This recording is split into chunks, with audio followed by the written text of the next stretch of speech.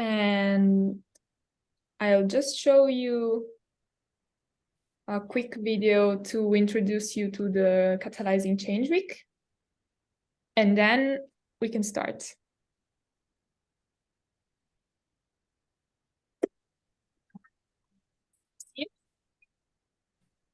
Welcome to Catalyzing Change Week.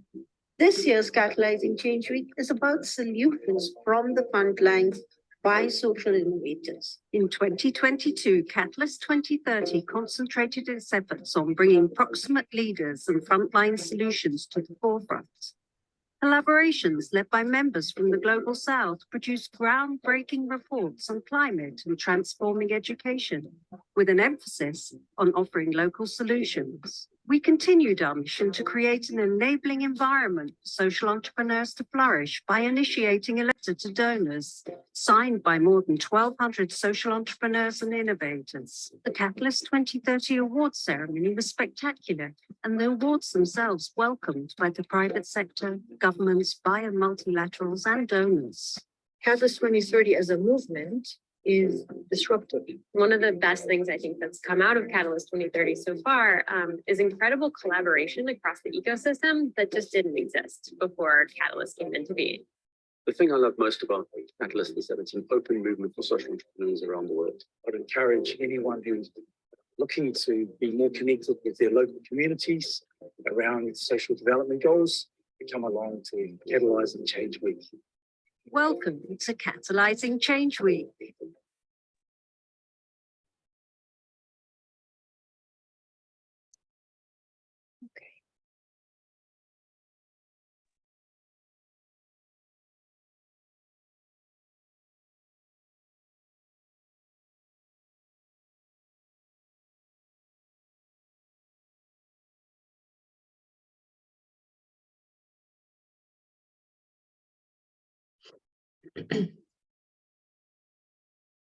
Everyone can see it? Yes, thank you so much. Okay. All right. All right, everyone.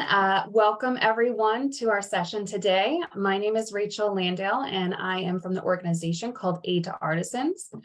We're really excited to have you join us for our session today titled Impact Planning and Measurement for Small and Medium-Sized Businesses. Next slide. And you can hit next. Great. So for today's session, we will have 3 speakers and 2 co-moderators. All 5 of us are members of Catalyst Market, and we are from the Impact Measurement Action Group. And so our speakers today, we're going to start off with Ricky Quintana from Hunars, Eva de Brauna from A Beautiful Story, and Gautam Malik from Jaggery. Again, my name is Rachel. I'll be co-moderating with Katja Noordam from Fair Change. Next slide, and over to you, Katja.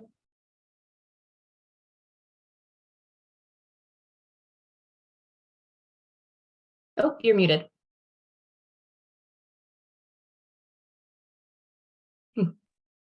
Unmute. Sorry, here I am.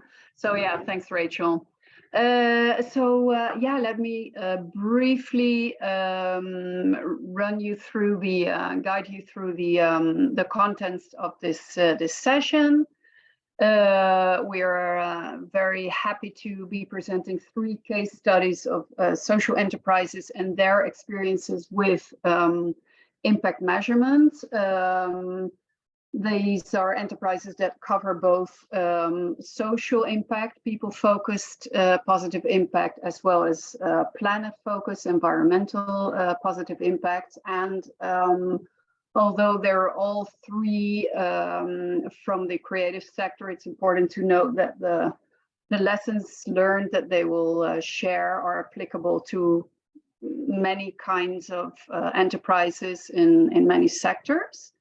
And I think it's also important to highlight that the lessons and the cases we share in this session are informed by former work we did with Catalyst Market members.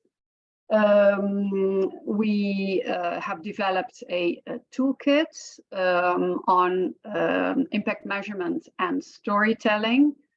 that was informed by audience surveys we did with Catalyst Market members and feedback loops that we're currently involved in. So we'll share more details at the end of this session about the 5 guides that we have developed.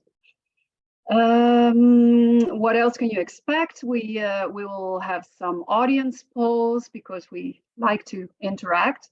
And another moment where we invite our audience to participate is the Q&A session at the end.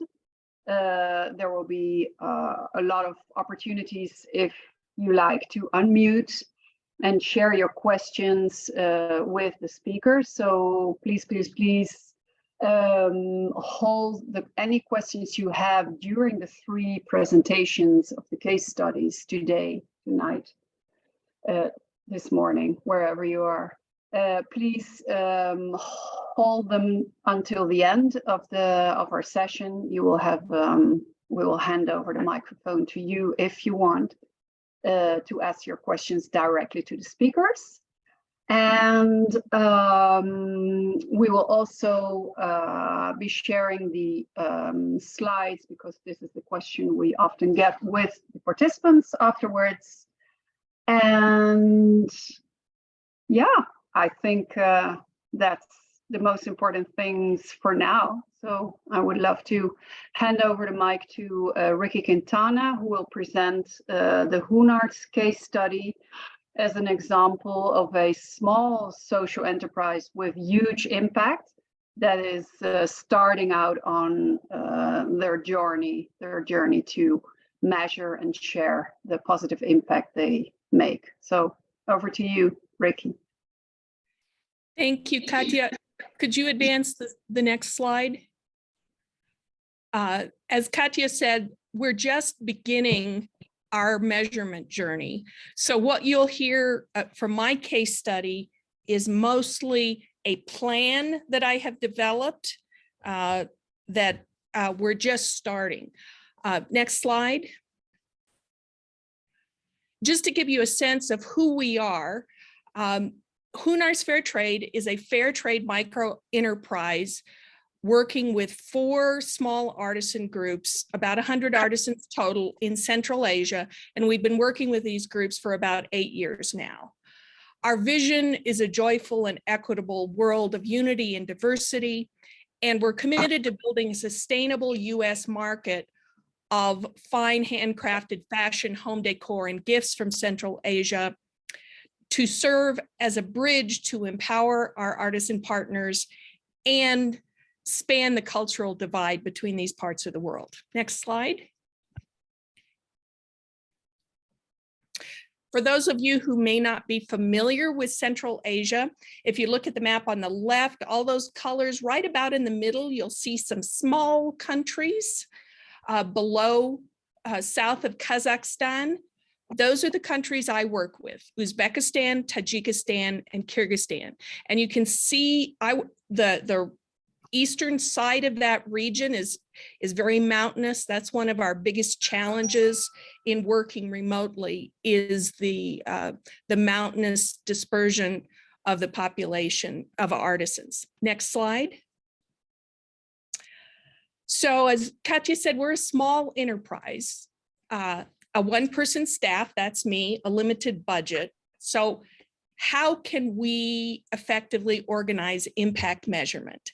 Next slide.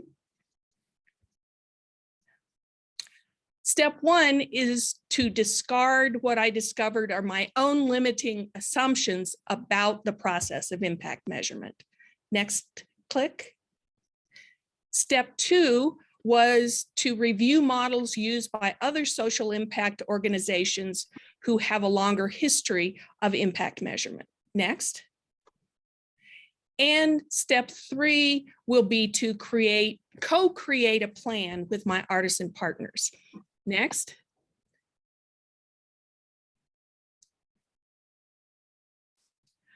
To go into those limiting assumptions a little bit more. Next. One of them was that as a small enterprise, I don't have any quantitative impact worthy of capturing or reporting. Next. Another one was the assumption that really it all boils down to large scale sales and financial impact or large scale carbon emissions. Next. And third, the concept that impact measurement requires tools, approaches, resources that are just out of reach for micro enterprises for me. And that third one was a real game changer for me when I realized that it wasn't something that I could or should be doing all by myself. Next slide.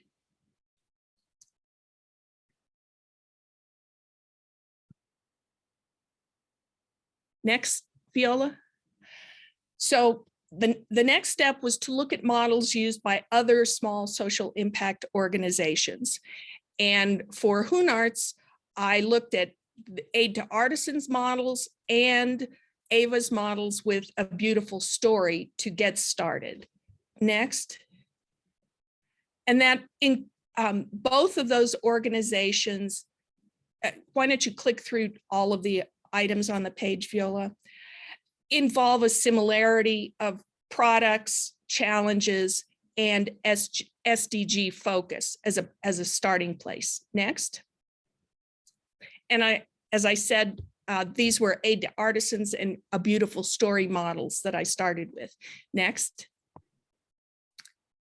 Step 3 will be to co-create a plan with my artisan partners and the impact community. I wanted to take a second to talk about the term impact community because I've become very sensitized to the idea of calling the community you hope to impact the beneficiary community or the disadvantaged community, because I really believe that that it shouldn't be approached from a perspective of an organization like mine is helping another community, but it is a collaborative effort. And we are both engaged in an effort to impact that community in a way that matters to that community, not a Western view of what's important. So the first step in that will be to obtain buy-in for the impact measurement project from my artisan managers, and to start small, identify 2 or 3 key objectives and the related SDGs that are most important to the impact artisan community itself. Next. And brainstorm with my partners approaches to measuring and collecting the impact data. Next. So that's the overall general plan. So one of the related questions is, how do I do that when I'm in the Southwestern US and my artisans are in many locations, often remote villages? Tip number 1 is to work with your producer managers, your artisan managers, to develop a trial system. The system is what you should be focusing on rather than a single point in time. Tip 2, don't assume that there's going to be lack of available digital access or skills. That may be the case, but I was surprised the first time I visited Tajikistan in 2015 and attended a workshop training with the artisans led by the artisan manager. And the very first thing she told these artisan villagers who had come down from the mountain villages to the nearest town was, ladies, please turn off your cell phones. That you will find herders out in the pastures with their cell phones, but it may not be the most reliable way to gather data. It may be easier and more reliable to do it during a live meeting, and that's something that needs to be worked out with the group. Next. And tip number 3 is to actually test the system during the gathering of the baseline data and make adjustments as necessary. Next. In terms of working with my artisan managers, these are some of the issues that I really will be focusing on. It has to be something that works in the producer's practical and cultural context.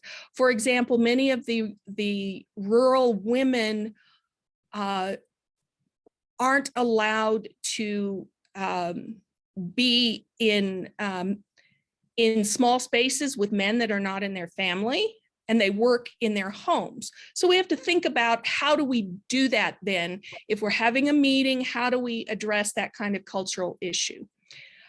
Because I have multiple artisan groups, I need to develop common elements that relate to all the groups and minimize the variation between the groups to keep it simple and to be able to report it over time.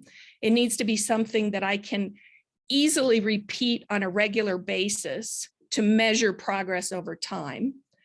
It needs to start with a limited number of metrics. I'm looking at a 5 to 8 total metrics to start with. And it has to be something that doesn't take up a lot of time for the managers or the artisans to implement and report once the system is set up. My artisan managers, for example, work the equivalent of 2 full-time jobs. So it has to be something that doesn't take a huge amount of their time. Next.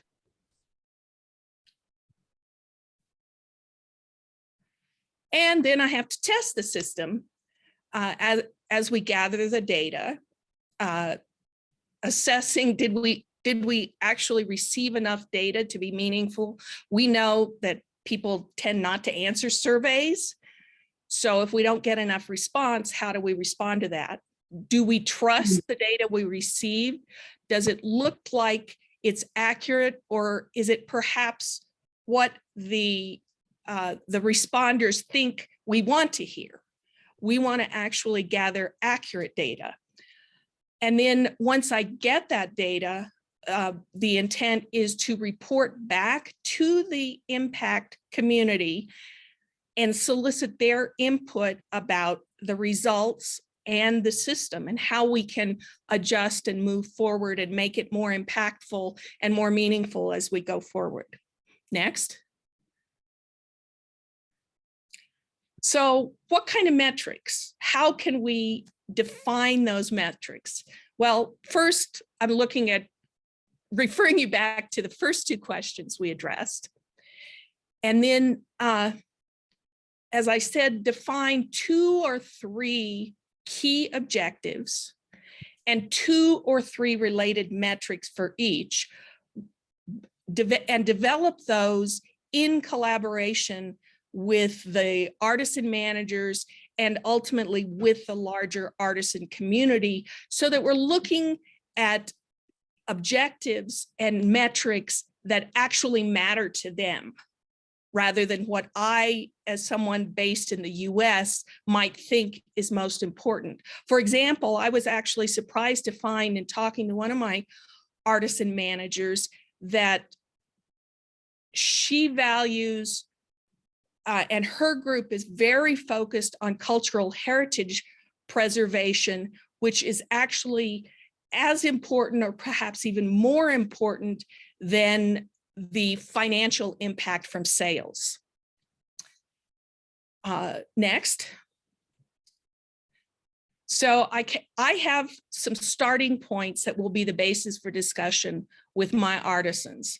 The first objective will be economic empowerment, which of course addresses SDGs related to no poverty, gender equality, decent work, and economic growth. And a preliminary question as part of that I will want to discuss with my community is whether we really need to develop a baseline survey regarding actual family income and what a living wage looks like. We have some estimates, but I want to discuss further whether we need to do more work in that area. And then in terms of how do we measure economic empowerment, possible indicators and metrics of progress in this area would be sales, the number of marketing events that we hold, the number of training programs and workshops we hold, the percentage of knowledge increased from training programs and workshops, an increase in women's self-confidence, job or life satisfaction, their role in family decision-making, perceived financial independence, their ability to support family goals, and other such intangibles. Perhaps the number of women supported to start savings accounts, or the number of the girls in community pursuing education beyond the 9th grade level. In the rural areas, a lot of girls tend to drop out of school at that age and get married young. So perhaps one of our metrics should be the number of girls delaying marriage until age 18 and the related impacts on the family and community. Or perhaps the financial investment in the community. And that could be things like community workshops. There's one village working on creating a village museum.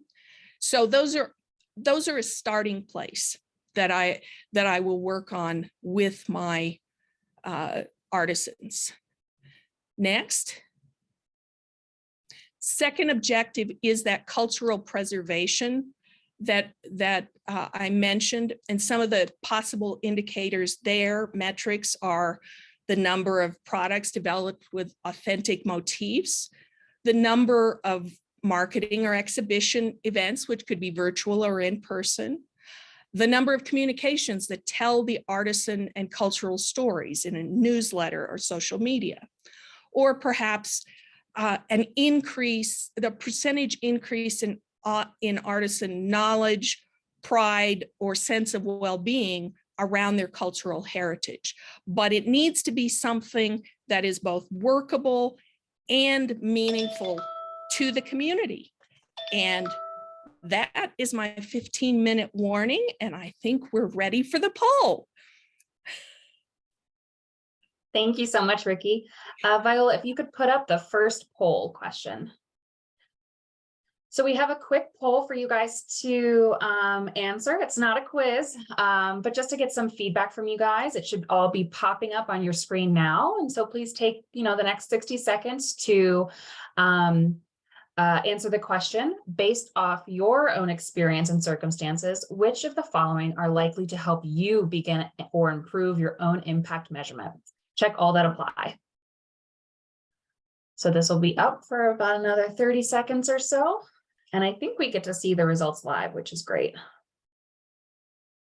Or maybe that might just be me. Awesome. See a lot of answers coming in. Another 20 seconds.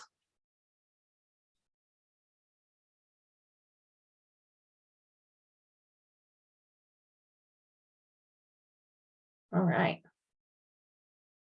Last 5 seconds, if anybody wants to answer. All right, wonderful. So I think I am sharing the results. Is that the case? Can everyone see? Yeah. All right, awesome. We can all see it. Thanks. So this is great. So this is actually all pretty evenly spread out between the 5 different options. The most popular being focusing on a limited number of objectives, which is definitely a challenge, especially for small and medium-sized enterprises. But yeah, it seems like we're pretty evenly spread out on deciding what's the best for us to improve our own measurement. So with that, I'm going to stop sharing, and we can definitely talk about this further in the Q&A. So we go to the next slide. All right, so before we go on to our second speaker, before we go on to our second speaker, thank you, Ricky, so much for sharing your experience. So if you guys have any questions, please jot down her information here. You can pop it, ask her directly any questions you have. You can put those questions in the chat or save it for the end for our Q&A. So we'll stay here for just another second or so for you guys to write down any information or take a picture. All right, and I think with that, we can go on to the next slide. All right, so now it is time for our second speaker. So it's my honor to introduce Ava from A Beautiful Story, who's going to be walking us all through their impact measurement journey. So Ava, over to you.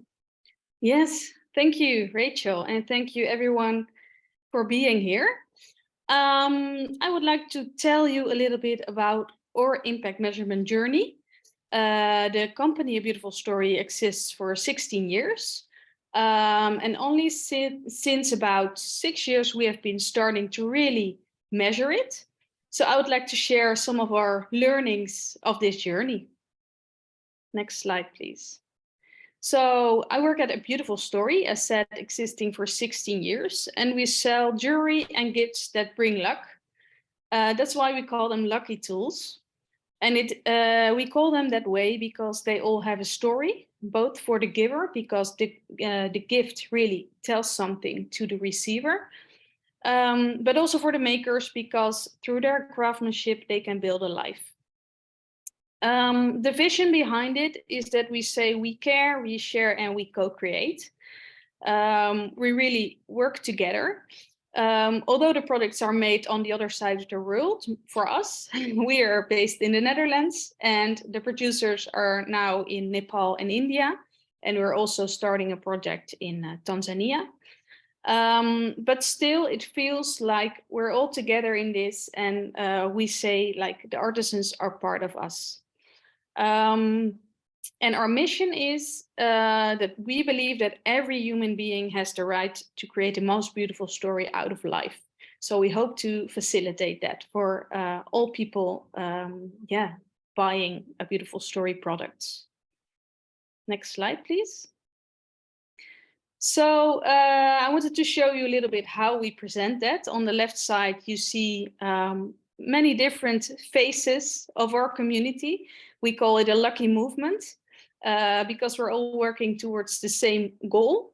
And on the right side, you see one of our products and some of the aspects that we find important to communicate about it, both on symbolism, but also on the maker and on the quantity of minutes that are needed to produce the item.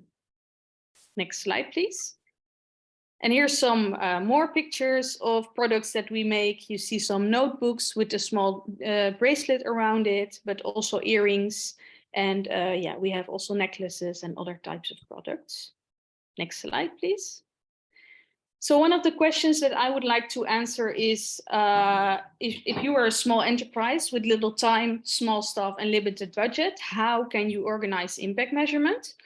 We actually also started when we were small. I think we were about 5 employees at that time. And I would like to give some tips that really helped us. Can you click, Viola? So the first one is to search for available funds from the government or other funds and specialists that can help you in the process. The second one is set up a theory of change and make it visual so that you can really always come back to it and know your focus. And the third one is make the impact measurement a shared effort of you and your partners, which was something that also Ricky emphasized. Can you go to the next slide? So what we did, in our case, in the Netherlands, there was a fund available from MVO Netherlands, which really gave us the push to start because we wanted to start and we didn't know how. And this small fund is available for social enterprises. And it made it possible to hire an advisor, and we would get back 50% of the project costs. And it really gave us this push. And over the past years, we have applied multiple times for the subsidy, and every time we focused on a different area that we really needed at that moment. So the first one was, for example, on defining the impact strategy and the roadmap. The second one was getting the basics right. And with that, I mean documents like a supplier manual and code of conduct, but also core values and all the manuals and basic documents that are good to have when growing. Third project was about following up impact measurement on living wages, deepening our supply chain transparency, and expanding producer coaching. And the last one, which we're still working on, is to do a focus project on the living wage plus concept, which is important for us because we wanted to do a follow-up in Nepal and a start in India with our producers. Next slide, please. So this is our theory of change. What we did with in the first meetings with our advisor was really having our founder just talking about what she thought was important for her company, the mission of the company, and trying to grab the focus, which was actually creating beautiful lives. And we made up, or we created 3 concepts around it, which are lucky jobs, lucky tools, and a lucky movement. And this is something to really hold on to when we want to measure our impact and trying to set all these metrics around it. So lucky jobs is actually one of the main concepts. Which means that we can empower artisans by offering a living wage plus, but also growing their skills. The lucky tool is about the product itself, that it really supports you as a giver or as a receiver on your journey. And the last one is the lucky movement, which includes all the partners that are involved in the supply chain. Next one, please. So this is one of the examples of when we are in Nepal, how we sit together with the producers. You see me interviewing one lady, but also on the right side discussing the supplier manual. So we try to focus on all the different aspects, personal stories, but also more of the management subjects. Next slide, please. Alwe? Yes. So how can we define meaning, metrics, and impact targets to capture relevant impact data?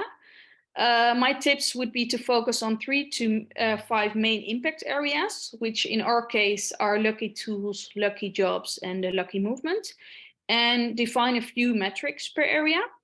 And the second one would also be to be flexible per producer and country, because every location is different, and that should always be taken into account when measuring.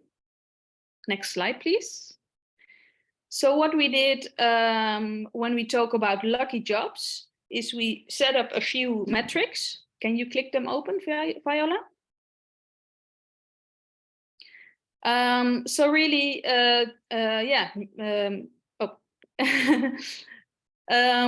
making the concept of a lucky job. What is it? How we want to measure it, and which goal do we aim for? We set the goal for 1,000 lucky jobs in 2025 on all continents. We're at 222 now, so we have to hurry up a little bit, but it's always good to aim for big goals.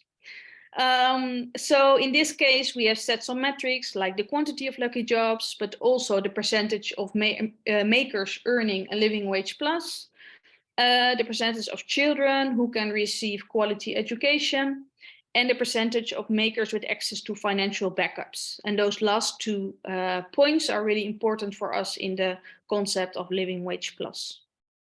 Next slide.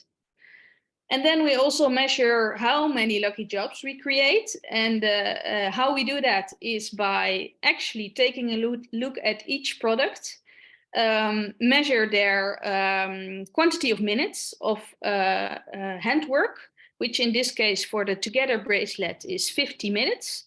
And we multiply it by the quantity of bracelets sold that year.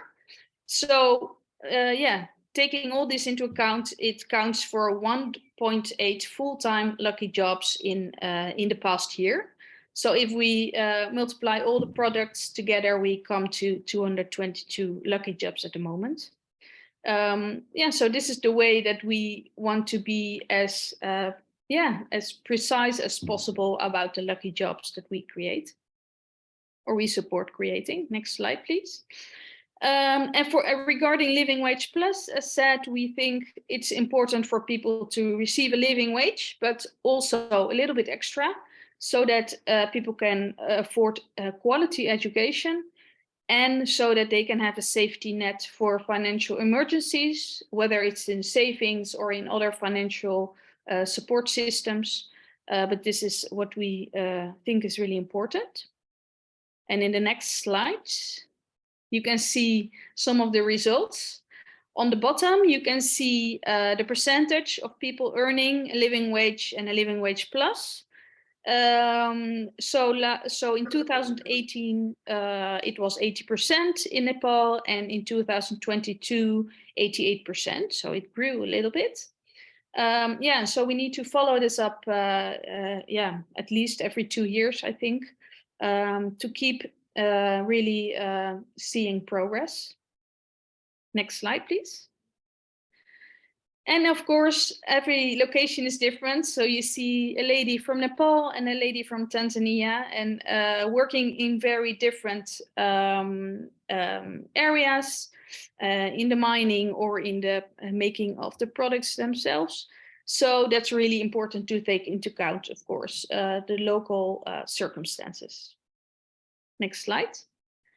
The last question that I would like to answer in our case is the change that our inventions for positive impact can bring about are often visible in the long term, not immediate. How do we succeed in registering those longer term impacts? So what I would say is track and communicate in steps towards the long-term goals. Share stories that demonstrate your success in a personal level, and often those are short-term successes. And be flexible to adjust goals and make them more feasible or realistic, and be honest about challenges you find on your way. Next slide, please.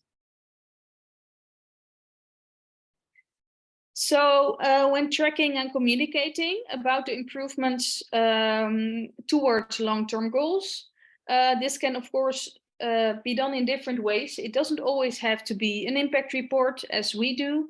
It can also be an impact sheet with some basic and really important data, or it can be online on the website, just depending on budget and capacity, of course. And the stories that in our case also as a beautiful story, of course, are really important to share. For example, Sita, she says, I feel independent because I can take care of my family, even when my husband has no income. And these are the stories that we really like to find out, not only numbers about income, but also stories about the situations and about improvement by working on our products. Next slide. Yeah, so the last one is to be really flexible, to adjust goals, make them more feasible or realistic, and be honest about the challenges you find on your way. Our current challenges are also there. For example, to set goals in every impact area in a measurable way. We're still finding out also what are the best metrics that we can follow up on. But it's not all set in stone. It can change over time as well, whenever we find improvements or things that are important to focus on as well. Another one is making sure all data we collect is reliable and comparable. As said, you want to kind of generalize some progress, but you also want to take into account the local circumstances. So this sometimes is a struggle. But I think it's really important to at least acknowledge that this is a struggle, but it's fine. And the balancing the different aspects of impact and sustainability. In our case, we have always been focusing on fair jobs, on the social impacts, but of course, environmental impact is really important as well. And we're starting to take it into account, but depending on capacity and focus that we have, we'd like to take up some more of the environmental aspects as well in the future. Yes, so next slide. One of our core values is believe in magic. And I wish that all for your companies as well. Thank you for listening to my story. And if you have any questions, you can put them in the chat or ask them later. Thank you. Thanks so much, Eva. A beautiful story. Yeah, very insightful, and yeah, one of the things that really very inspiring, that you are on a mission to create beautiful lives for the producers, the artisans you work with, but also for the people who buy the jewelry and all the other beautiful things that you and the producers you work with locally are creating. So yeah, thanks for sharing your lessons. And yeah, now over from jewelry to waste, but not any kind of waste, because I'm handing over the microphone to Gautam, who will be sharing another beautiful story from his organization, Jaggery in India, who, well, he will share the details, but who a women-led organization that does beautiful things with waste recycling. So over to you, Gautam. Thank you, Katja. Thanks everyone. Thanks for attending our session. Viola, if you could please set it up for my presentation.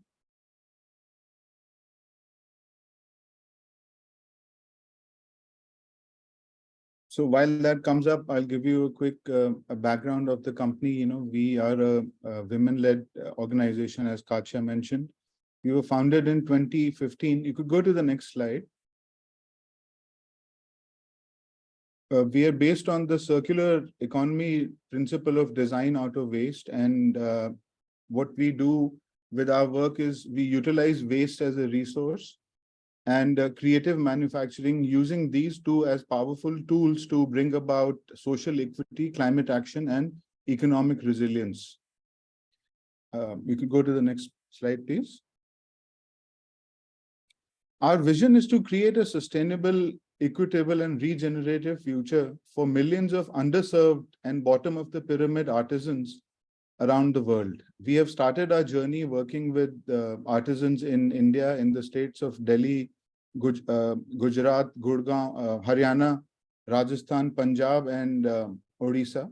And we are gradually launching a framework called Backtivism that essentially captures the spirit of the dialectical nature of our work. You know, there is a thesis, then there's an antithesis leading to a synthesis.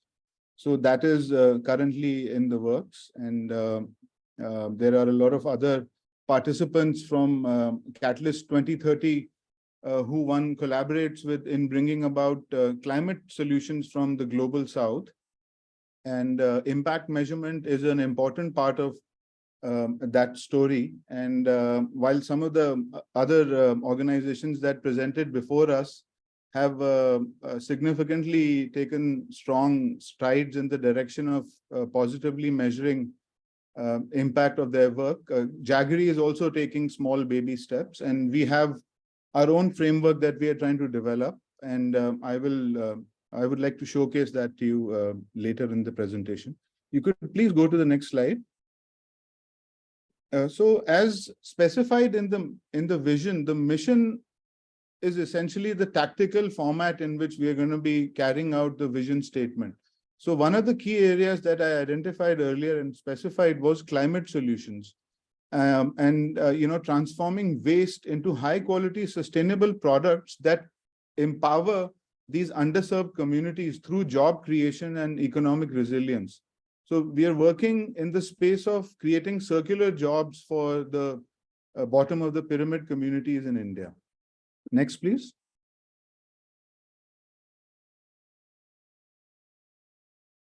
It's important to spend a few seconds on the value systems of the organization. A lot of it really boils down to how we started our journey and how Catalyst 2030 and a lot of the ecosystems and collaborations that have come up through Catalyst are based on these shared, pillars.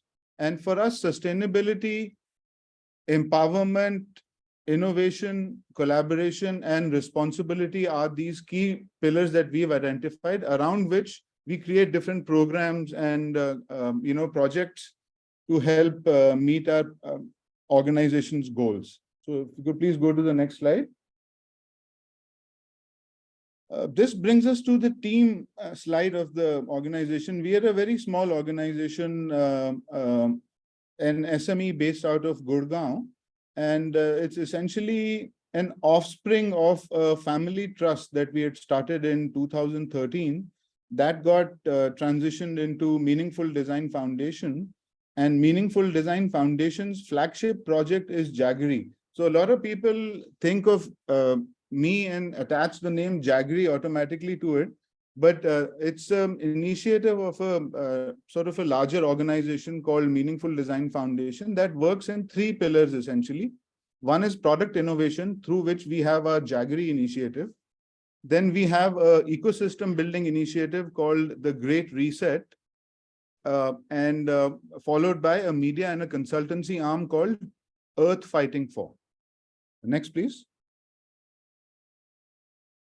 We follow, like I had mentioned some time back, during the start of the presentation, the circular economy principle of design out of waste is central to providing climate solutions that have a meaningful impact, on diverting waste from the landfills of India, and also creating jobs for the millions of population that are, somehow stuck in the remote villages and not able to even allow themselves to travel to cities to take up jobs. So this follows a 10-step process. Essentially, the process starts with identifying a waste avenue. In our case, we are talking about car seatbelt waste and automotive shredder residue. And all of this literally ends up in the landfills along with the rubber and glass waste when a car is scrapped. So, if stats are to be believed, by 2025, we'll have 12 million car seatbelts just in the landfills of India alone. And that is an alarming number that we've been working, to drive policy change and bring about some level of circular principles being standardized across companies in India. Next slide, please. So now we come to the case study that we'll be talking about in this presentation. This essentially takes the case of upcycling car seat belts and army canvas into key fobs for a California-based fashion brand, and how this empowered an artisanal community in Delhi in the process and diverted tons of waste from the landfills. But before we go to the next slide,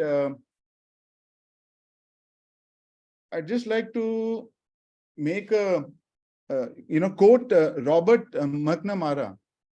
Robert McNamara is the Secretary of Defense, ex-Secretary of Defense of the US, and he was instrumental in creating a lot of impact measurement programs for the US. And one of his quotations that I'm really drawn to is that measure what is important, don't make important what you can measure. And I keep visiting this quotation by him to, come up with the solutions that fit our organization's need the most. And while we understand that every organization has unique nuances that make standardizing impact measurement a real problem, a real challenge, at Jaggery, we have identified 2 frameworks that we, invariably revisit to help us in our impact measurement journey. And framework number 1 is the framework that was set up by the Impact Management Project, the 5 dimensions of impact. Essentially, this is the one that looks at the what, the who, the how much, what contribution, and what is the risk. This is not a framework that we have used in our case study. The framework that we are using is that of the simple impact model, the theory of change model.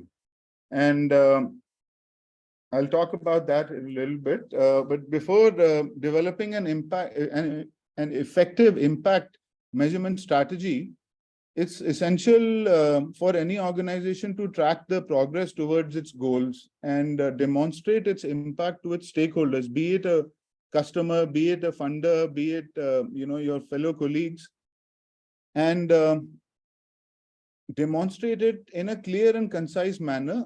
So here are some steps that Jaggery has been considering and implementing while developing our impact measurement strategy. So you could go to the next slide, please, Viola.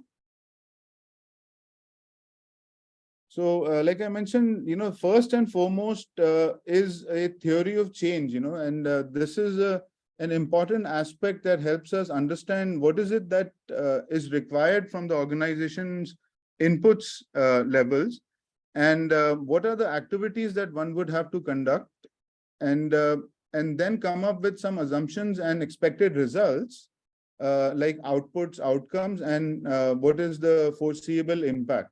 So this is how we essentially plotted our impact theory of change. This is a theory of change that Jaggery as an organization also subscribes to. It's not just this project specific. We are a climate solutions organization, so our focus has always been on environmental impact of the organization as opposed to social impact. And this has also led us to many interesting discussions with the potential investors and government agencies that the trend currently lies in favor of people making more social impact as against climate specific solutions. But the tide is turning, and this is an interesting place where we are. So in terms of the inputs, what are the waste materials? For instance, I had mentioned that this is a project specific to the car automotive shredder residue that's accumulated in the landfills. So waste in inputs, we have the waste materials, we have the tools, and we have the skilled and the trained workforce.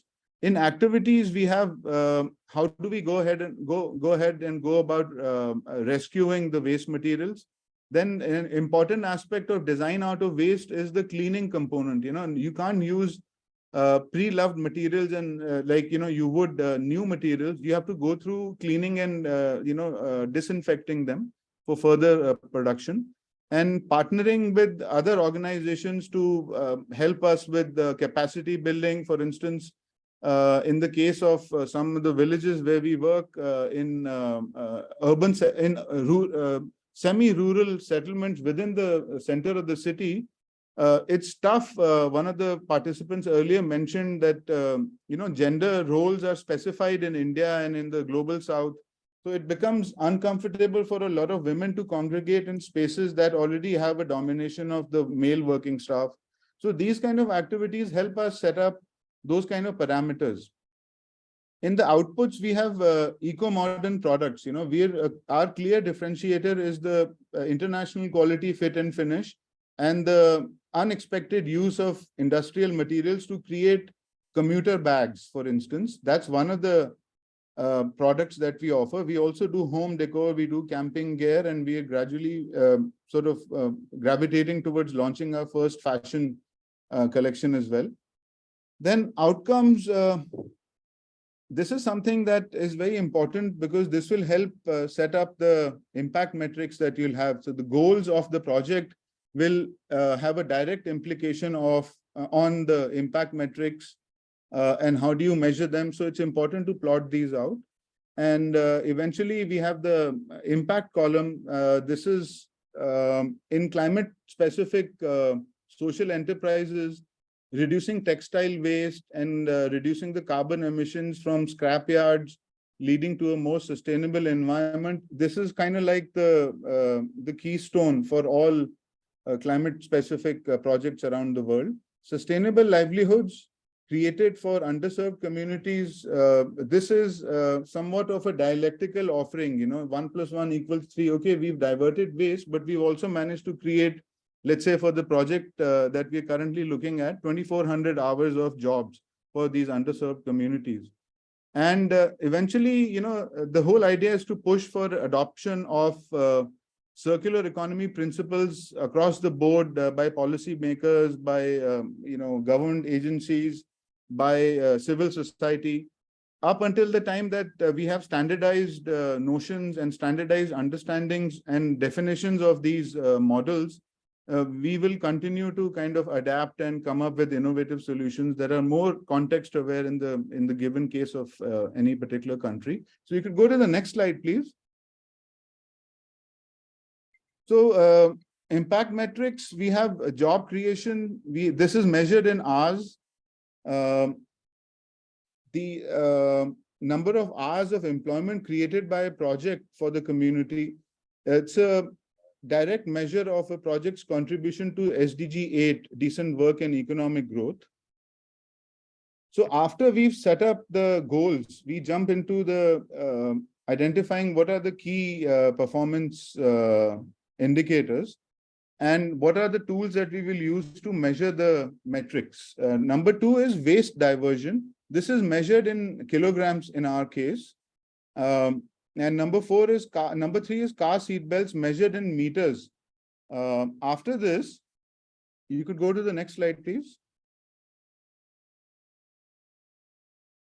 So the data collection plan is an important step. So I'm at point 3, point 1 was setting up the theory of change for an organization, setting up outcomes and goals. Number 2 is set the KPIs and the data, specify what the metrics will be. Number 3 is capture the data points.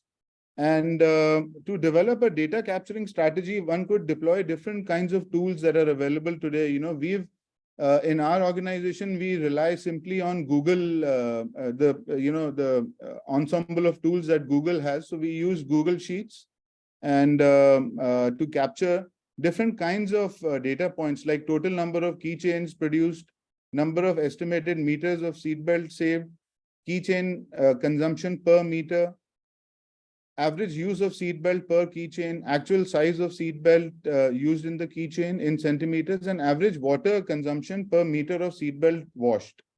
You could go to the next slide, please.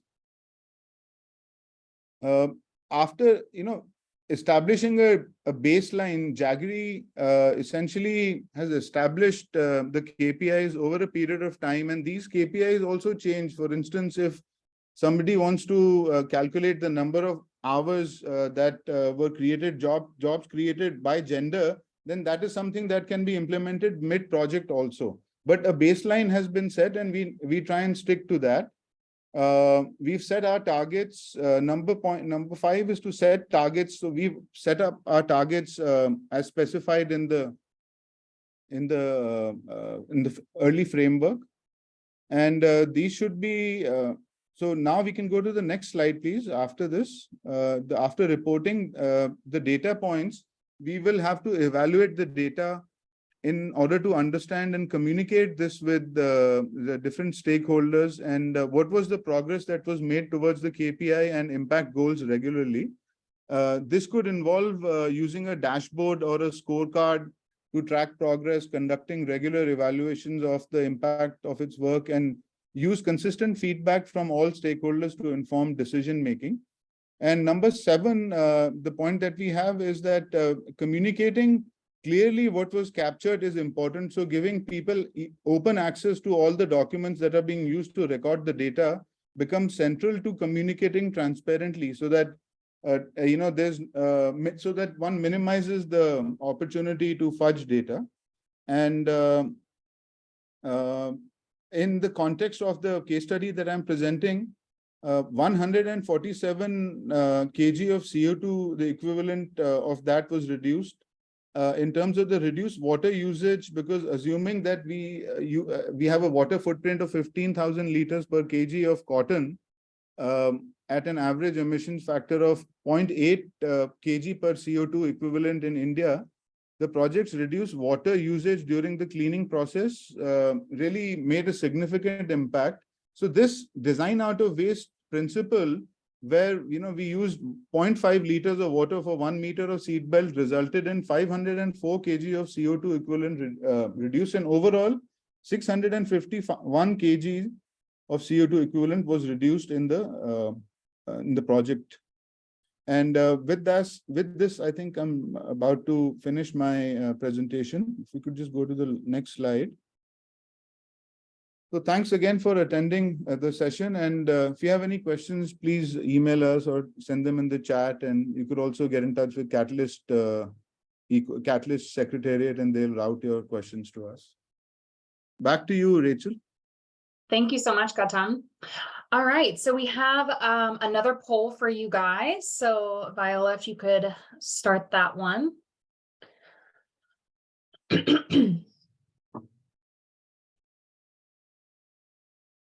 All right, wonderful. All right, so please take the next minute or so to answer the next two questions. The first question, how familiar were you with the circular economy principle of design out of waste before this presentation? The second question from Gautam is, which of the Sustainable Development Goals, or SDGs, do you think this project aligns with the most?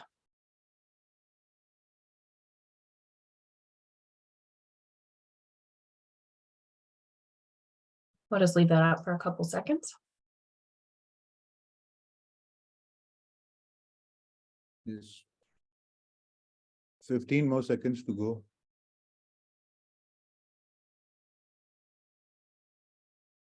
Maybe you could leave it on for 5 extra seconds if that's okay. Sure.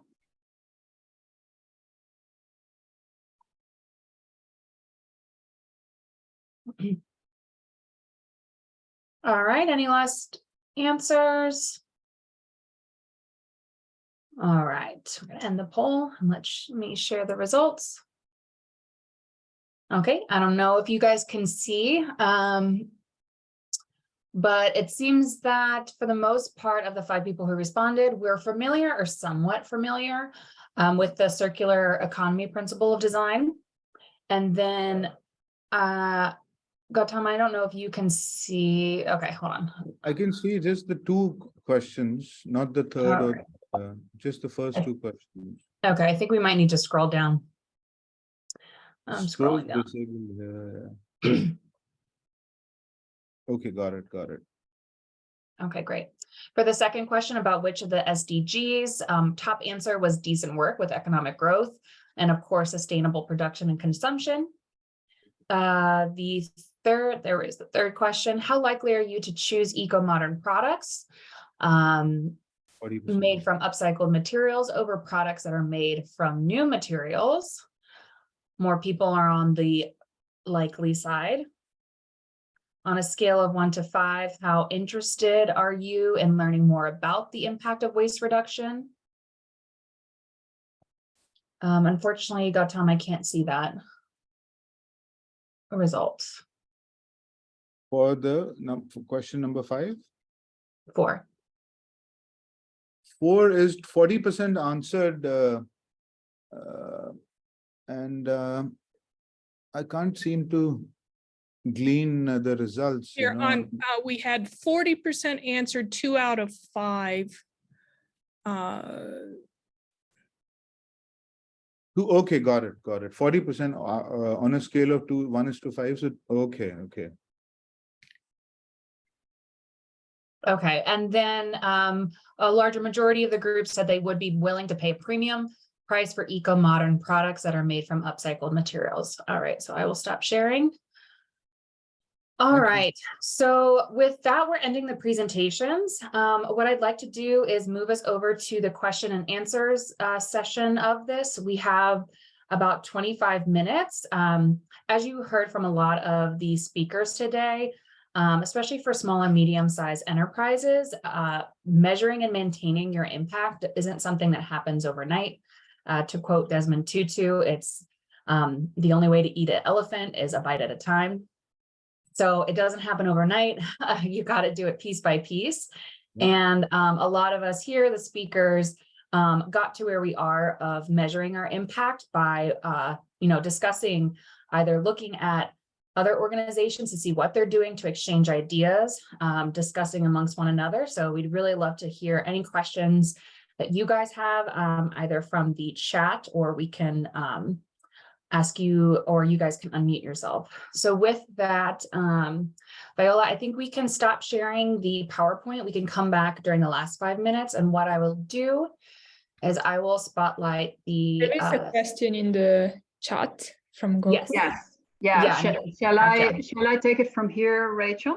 And and and go share. ahead, and I'll be We actually have a question in the chat from Gokul. I hope I pronounce your name well. If not, apologies for this. So I'll read it. It says, a question for Gautam. With a design orientation to your organization, I'm curious to hear about social innovation tools and techniques employed in your program service intervention strategies to achieve the organization's goals and objectives, that is social and environmental impacts. As you indicated, innovation as one of your pillars for the organization. Right. Gautam, over to you. Happy to take this question. So Gokul, thank you so much for presenting this. Like I mentioned, we are a climate solutions organization, and social impact is an emergent phenomenon of our organization. With that being said, there are three essential intersecting circles that one looks at. If you were to look at, the Stanford Social Innovation Review, they have this model where social innovation sits at the intersection of three intersecting circles of value, growth, and impact. And that's essentially a format or a framework that we also try and follow. Other than that, what our organization has started doing over the last couple of years is that we've started participating in capacity building programs around the world. One of which was the Green Growth Accelerator by Acumen out of London, out of England. And the other is Regen Earth by the Industry Foundation in Bangalore. And these programs are essentially designed to help organizations that have creative remanufacturing as a strong pillar of their organization, like the innovation pillar that we have at Jaggery. They help capacity build and create new programs around which impactful social innovation can be designed. So it comes at the design stage. And while at the design stage for us right now, most of the outputs and activities revolve around climate solutions, climate positive solutions. Social impact is catching speed and it's soon to become its own entity, So I hope I was able to answer your question. Are you there, Gokul? Yeah, I see in the chat, Gokul says, thank you, Mr. Malik, for the clarification. I would love to connect with you. So yeah, please. Yeah, if you could introduce yourself, Gokul. Maybe Gokul could introduce himself if you're comfortable. Mr. Malik, I am sick, so I'm on video mute. No problem, sir. But I am a faculty member in the School of Social Work here at Rhode Island Providence. And when you shared your slide on the logic model, I just came back teaching logic model yesterday from a class. So it just sort of rang a loud bell in my head. And I was I had just given them an assignment on creating a logic model for my class. And so it sort of was well timed in that sense. But I would love to sort of catch up with you at some time, and I'll share my email with you. And maybe we can connect and take it from there. Thank you. Thanks for attending.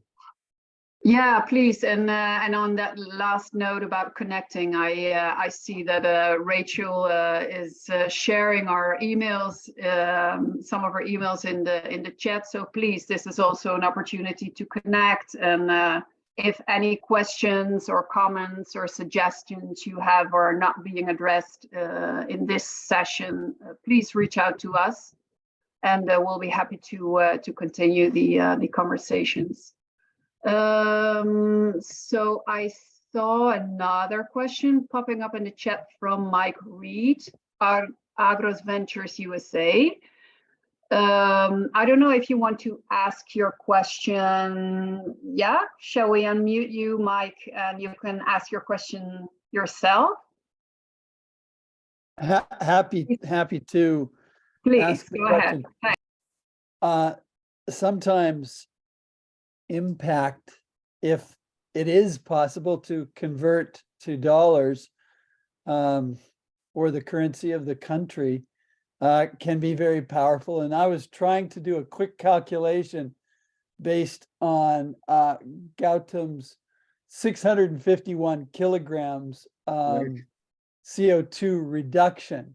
And so I got this this range, $13 to nearly $40 per 1,000 kilograms of CO2 reduction is what is called a carbon offset cost. Now there's a whole world of carbon offsets and carbon trading and cap and trade and all that. But rather than complexity, let me just ask a simple question. Do you think about converting some of your metrics into dollars? Well, that would be an ideal case scenario. Right now, the way things are structured in India, communicating exactly what the carbon offset was for a given project, there are no standards as such. So one has to come up with our own kind of research and look at whatever's available online and, consult with the GIN network and look at different frameworks. And so to answer the question, we've really not being able to convert it into rupee value or dollar value as of now. This is purely from the perspective of the stakeholder being gratified that, okay, this was the number that we were able to co-calculate and arrive at. But that would be an ideal place for us to be, if this could be converted into green points, or if we could be somehow like connect this to green energy and, those can be offered as a credit to the organization. That would be a wonderful place to be, but we currently don't have those policies in India. And I would just like to end my answer with that, because it's a very complicated place. So which part of the world are you from, Mike? Is that something that you've heard of, case studies of emissions be converted into dollar value? Maybe you could give us an idea about that. Sure. And I come from Canada, Vancouver, British Columbia. I'm actually living right now in Los Angeles, California.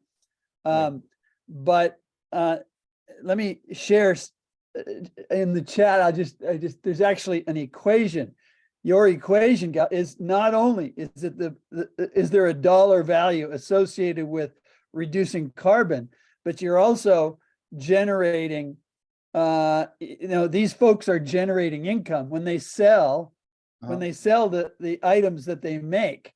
And so the total economic dollar value of the input of which is the total impact, the total economic impact of what you're doing would add both the carbon offset economic impact, which I think you can sell. I think if you can prove to other organizations that you are lowering the carbon, they can pay you for those things. They can send you money. And there are these exchanges and networks. There's one in Switzerland. You and I think connected a couple of sessions ago. Right. And in fact, I told you about World Housing in Canada.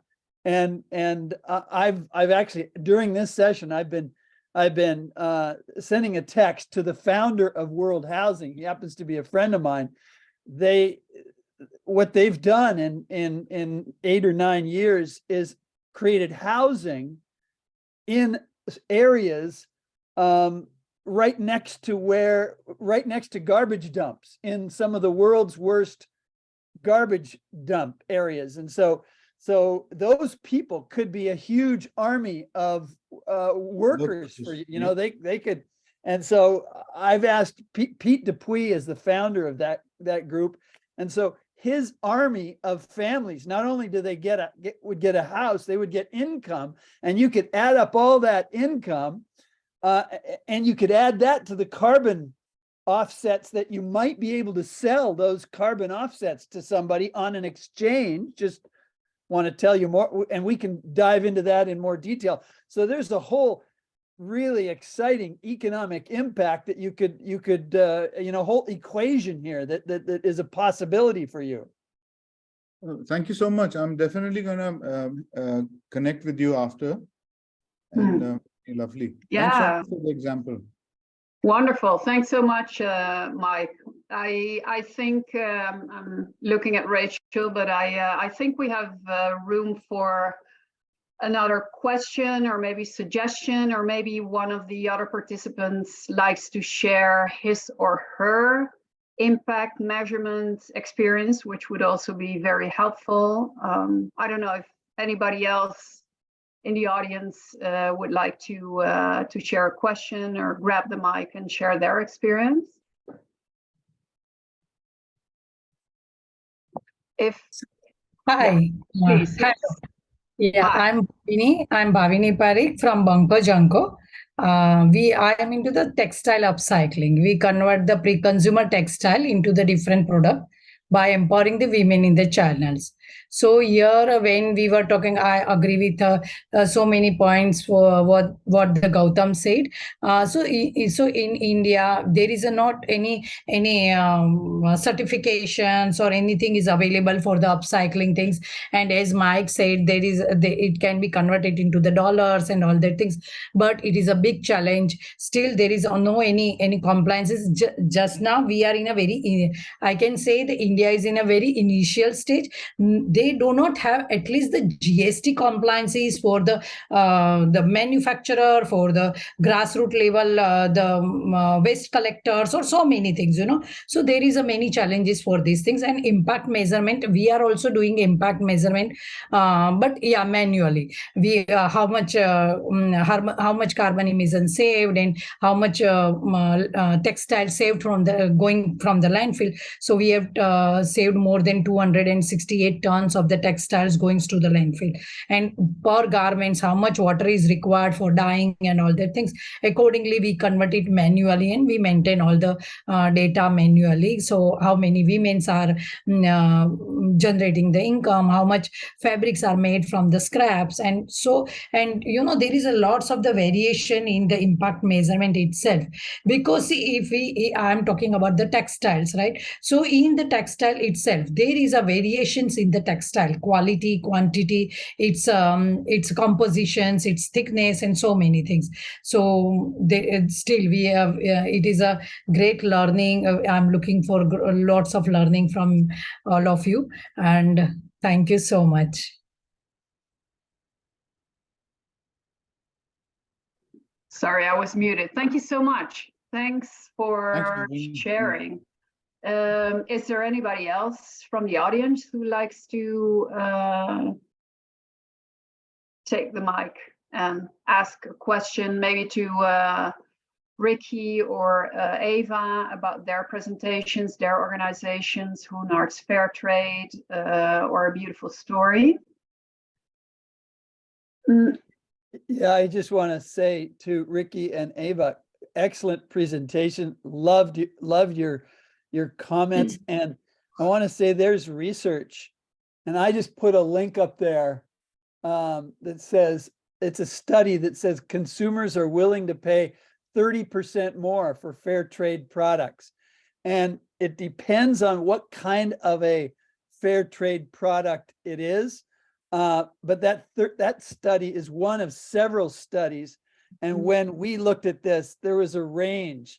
And I think the low number was something like 5 or 10% more for products like you guys are making, like your communities are making, all the way up to 100% more.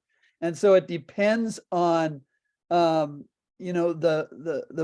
product, whether it's jewelry like you, or coffee. There's a whole bunch of different fair trade products, but consumers are indeed willing to pay more for those products. And those, again, we care lots about, we care deeply about the stories behind the numbers and the passion, but also it's really great to have, dollar, return on investment kinds of numbers to back up those stories. Yeah. That's also actually a really social- good point, Social Mike. return on investment is an interesting area that impact investors are looking at. SROI, especially for organizations invested in social innovation, that's something that invariably comes up in in dialogue with investors. Well, let Yeah. me, I just put another, let me tell you, one of our partners is actually called the ROI Institute. And I hope I put ROI in, well, let me make sure I got the right link in here. Here, just a sec, ROI Institute, because there's a lot of confusion around social ROI. And the ROI Institute, one of our partners, and I'm happy to share deeply, this is actually one of the values that we deliver at Agros Ventures, our ROI studies. And but what I want to say is these guys have been around for 26 years. The Gates Foundation, 26 federal governments, the United Nations. It is the most used evaluation system in the world. But when I saw Ricky's awesome presentation, I was thinking about a full-blown ROI study that can take a very long period of Yep. time and maybe cost, more money than a lot of folks would want to pay. And then I saw the beauty of Ricky's awesome slides around how you want to measure your impact. Those metrics were just fantastic and they were awesome.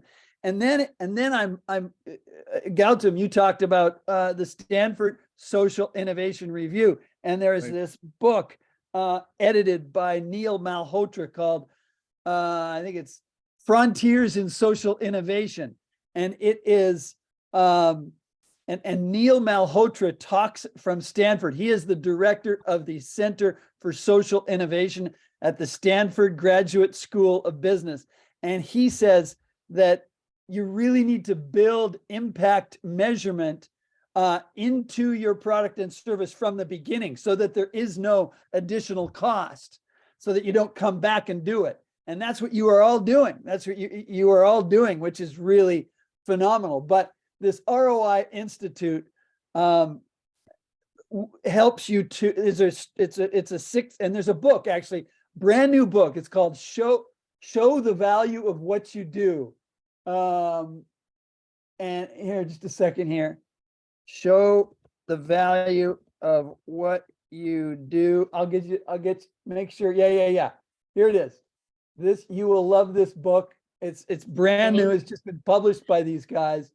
There we go. It's on Amazon. Show the value of what you do, measuring and achieving success in any endeavor. Jack and Patty Phillips are friends of mine. We've worked with them at Agros Ventures for several years. Like I say, they've been around though for 26 years, and their methodology, which has 12 steps in it, is one of the best methodologies in the world for measuring the financial and importantly, the non-financial benefits to what you're doing, both the tangible and the intangible benefits. And there are ways to quantify the intangible benefits that can be very, very important in the context of social ROI, SROI. And I can share so much more about this because it's so important to this world, and I've been doing it for 40 years. You can tell by how little hair I have on my head. Well, that's Thank not you a so much. reflection, right? I'm That's very maybe helpful. half-kidding. Could you share your email, please, Mike, if that's okay with you? Yeah. So my email is mike@agrosventures.com. There we go. And let's see, some people don't like email. I was just fascinated by this and they want to go straight to LinkedIn. So Here is my LinkedIn, just a sec, command. And maybe while Mike's putting that in the chat, Viola, if you could go back to our presentation. We're got about 5 more minutes left, and there's just a few final resources we wanted to share with you guys. I believe slide 53, but I can let you know when she share.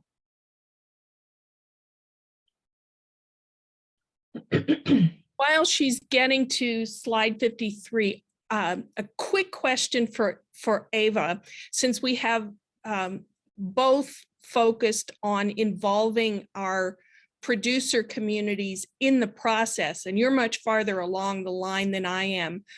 I wondered if you just comment on, Ava, the value of getting buy-in from the community, how that's impacted the process of impact communication generally. Sorry, I didn't really get your question. Well, when I started looking at this area, as I mentioned, it was like, oh, I don't know how to do this. It's too hard. Mm-hmm. And then after looking at your model and Aid to Artisans, it became clear that it needed to engage the community in this concept of impact. And determining what matters to them, as well as what looks good to the American buyer or the European buyer, or what might look good to a potential investor or grant funder. And I wanted you to comment, if you could, briefly on how involving the community in the impact measurement discussion, rather than just asking them to fill out surveys or give you private information. Yeah. How that's impacted the effort. I think that has been a big part of starting, because actually when we wanted to set up our model, we started with asking the producers also, and the makers, so the management, but also makers of the products, about their situations, about what they want to improve. And actually the concept of living wage plus also is a result of that. It's not something that we came up before and then we wanted to implement it. It was based on all the information that we gathered from the producers. And actually, I think how we want to maintain all this involvement is also by really staying in touch with the management level and working on it together. It's not like we want to implement something from the top or something like that. It has to happen all together, and everyone has to see the benefits from it. So that's how we like to maintain the engagement, I think. Yeah. Thank you. Thank you so much, Ava. All right, well, with that, we're gearing up for the end of our session. There was a very poignant question in the chat from Gokul, who was asking about if there was a cookbook of sorts that we might have created in regards to impact measurement. If you could go back. So as I mentioned, all 5 of us, as well as one member who's not here, are part of the Catalyst Market Impact Action Group. And as that, we have been working to, it's a long process and we have some more underway, but we've been in the process of creating 5 useful impact measurement guides that are going to be part of a larger impact measurement and storytelling toolkit. They're in the process of being finalized. However, if you are interested in getting an early release draft, we'll be doing that over the next few weeks. I'm gonna love any ideas or feedback from any of the participants here, or if there's anyone in your network.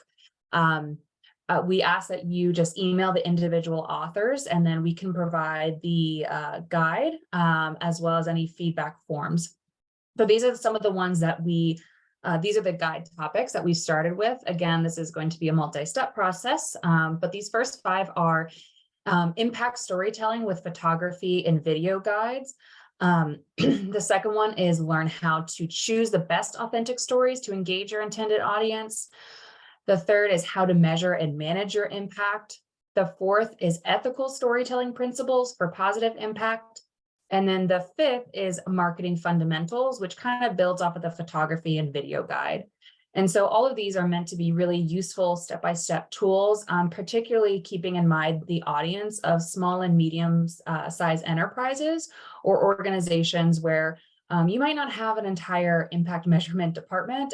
It might just be you who also does accounting and marketing and everything else. So again, I think Viola had put this PowerPoint in the chat, so make sure, along with all the other links and resources that were shared during the panel, copy all those down, download the PowerPoint, and then please reach out to us if you would like to get an early access to our guide.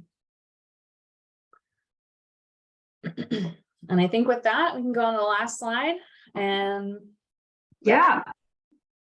yeah, thanks, Rachel. Thanks, everybody. Thanks, all the speakers, presenters of these such inspiring case studies, beautiful organizations doing very impactful work socially, environmentally. So yeah, I hope you, as the audience, have enjoyed this session as much as I have. And yeah, this just to wrap up, this is an invitation to to share any takeaways, insights, lessons you've learned, aha moments you had during this session. Please share on your within your own networks, on your social media channels. Here are some hashtags and the Catalyst handles that you can use.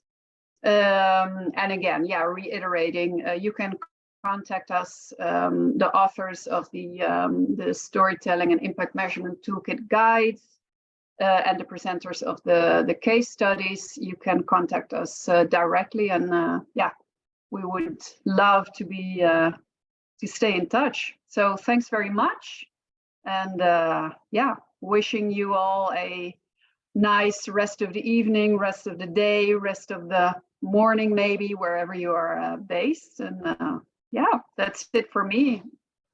If thank you all so much. Yes. Thank please. you all. Hey guys, bye-bye. Thanks Thank for you very everything. much. Thank you. Thanks. Thank you. Bye. Thank you.